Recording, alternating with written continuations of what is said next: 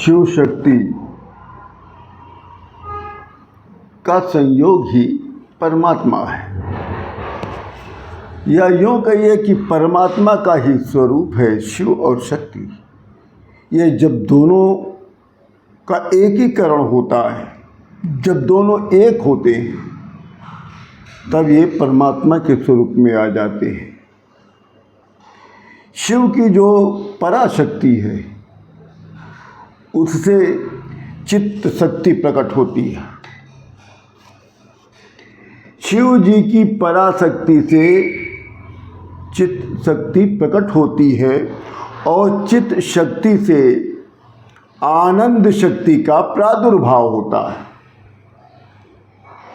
और आनंद शक्ति से इच्छा शक्ति का प्राकट्य होता है और इच्छा शक्ति से ज्ञान शक्ति का प्रादुर्भाव होता है और ज्ञान शक्ति से शिव की पांचवी शक्ति क्रिया शक्ति प्रकट हो जाती है। इन्हीं से निवृत्ति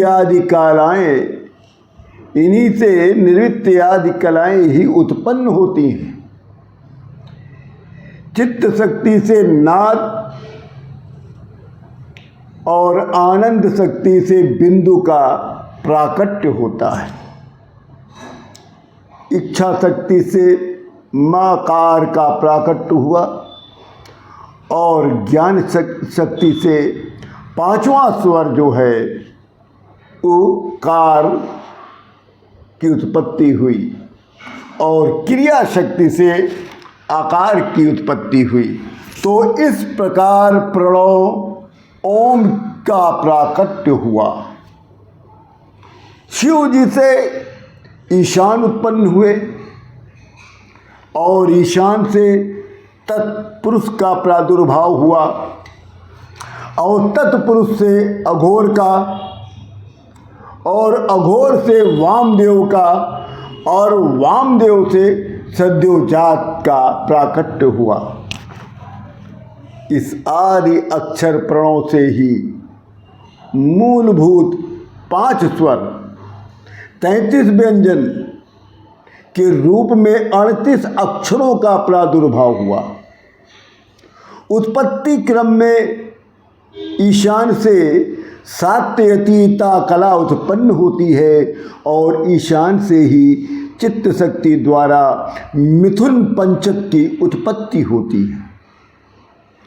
अनुग्रह, तिरोभाव, संहार, स्थिति और सृष्टि इन 5 कृत्यों का हेतु होने के कारण उसे पंचक कहा जाता है।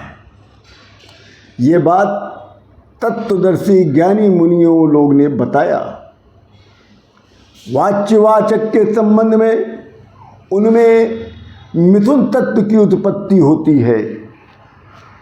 कला वर्ण स्वरूप इस पंचक में भूत पंचक की गणना की जाती है। आकाशादि के क्रम में इन 5 मिथुनों की उत्पत्ति होती है। इनमें से पहला मिथुन कौन सा है? आकाश। दूसरा मिथुन वायु, तीसरा मिथुन अग्नि, चौथा मिथुन जल और 5वां मिथुन पृथ्वी। इनमें आकाश से लेकर पृथ्वी तक के भूतों का जैसा स्वरूप बताया गया है वो इस प्रकार है कि आकाश में एकमात्र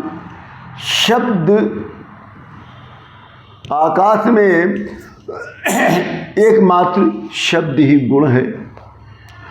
वायु में शब्द और स्पर्श 2 गुण है और अग्नि में शब्द, स्पर्श और रूप ये 3 गुण हैं और जल में शब्द, स्पर्श, रूप और रस ये 4 गुण बताए गए हैं और पृथ्वी में शब्द, स्पर्श, रूप, रस और गंध ये 5 गुण बताए गए हैं।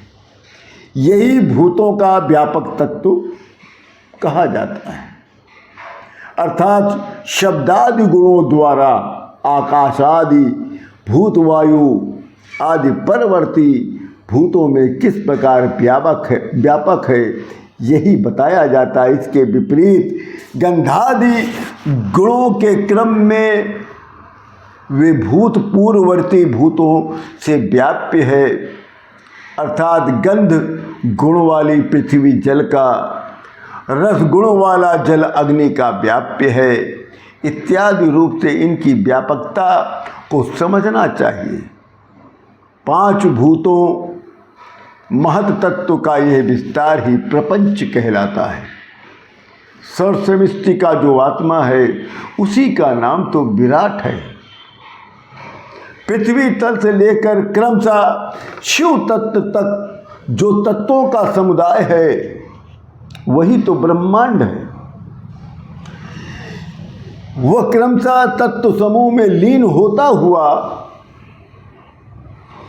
अंततो गत्वा सबके जीवनभूत चैतन्य में परमेश्वर में ही लय को प्राप्त होता है और सृष्टि काल में फिर शक्ति के द्वारा शिव से निकलकर स्थूल प्रपंच के रूप में प्रलय काल पर्यंत सुखपूर्वक स्थित हो जाता है। अपनी इच्छा से संसार की सृष्टि के लिए उद्यत हुए महेश्वर का जो प्रथम परिस्पंद है उसे ही शिव तत्व कहते हैं। यही इच्छा शक्ति तत्व है, क्योंकि संपूर्ण कृत्यों में इसी का अनुवर्तन होता है।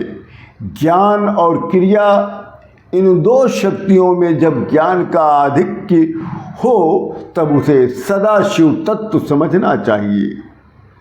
जब क्रिया शक्ति का उद्रेक हो तब उसे महेश्वर तत्व जानना चाहिए और जब ज्ञान और क्रिया दोनों शक्तियां समान हो तब वहाँ शुद्ध विद्यात्मक तत्व समझना चाहिए।